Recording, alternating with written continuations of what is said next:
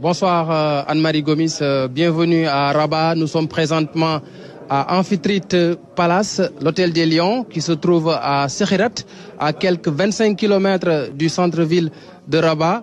Vous avez vu les images lors de l'arrivée de l'équipe nationale à Rabat. Il y avait foule, il y avait beaucoup de supporters sénégalais, mais la sécurité n'y était pas. Il n'y avait que 5 policiers marocains pour assurer la sécurité de l'équipe nationale à son arrivée à Rabat, et ça a suscité quand même le mécontentement des supporters sénégalais, comme vous l'avez vu dans l'élément. Mais l'un dans l'autre, les Lions sont bien arrivés à Rabat. Ils ont pris leur quartier à Sekhirat, donc comme je le disais tantôt, à 25 km du centre-ville. Ils ont dîné tout à l'heure et ils ont regagné leur chambre, et il y a une séance de shooting qui est prévu. Certains sont certainement derrière moi pour une petite séance de shooting avant la finale de dimanche. Et dans l'ensemble, l'équipe est dans de bonnes conditions d'hébergement. Parce que dans un premier temps, on avait proposé au Sénégal un petit hôtel au centre-ville de Rabat. Et la fédération a dit niet, la fédération a refusé. Et a pu dénicher cet hôtel à Sekhirat pour permettre à l'équipe d'être dans des conditions de préparation optimales, de pouvoir se concentrer, d'être dans le calme avant d'aborder cette finale face à l'équipe du Maroc dimanche prochain. Ibrahima, l'absence de sécurité a été également décrite par les supporters sénégalais.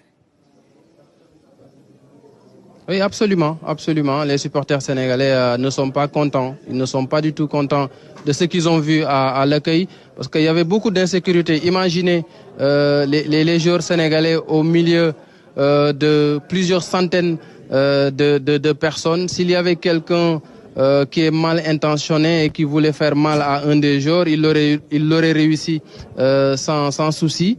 Et le comité d'organisation locale n'a pas pris les dispositions idoines, le protocole de la CAF non plus, pour une équipe qui doit jouer une finale de Coupe d'Afrique dans 48 heures. C'est quand même assez inquiétant, mais c'est ça aussi les compétitions sur le continent. Quand vous jouez face aux pays hôtes, il y a souvent beaucoup de sabotage, l'absence de sécurité. Même pour les officiels sénégalais, il y avait beaucoup de soucis.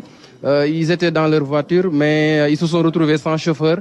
Et donc, ils ont dû lever le ton pour pouvoir suivre le cortège de l'équipe nationale. Les quelques policiers qui étaient là, ils étaient là en tant que spectateurs. Ils n'ont rien fait pour assurer la sécurité des joueurs de l'équipe nationale du Sénégal. Il y a eu beaucoup de tracasseries et ça ne s'est pas arrêté là.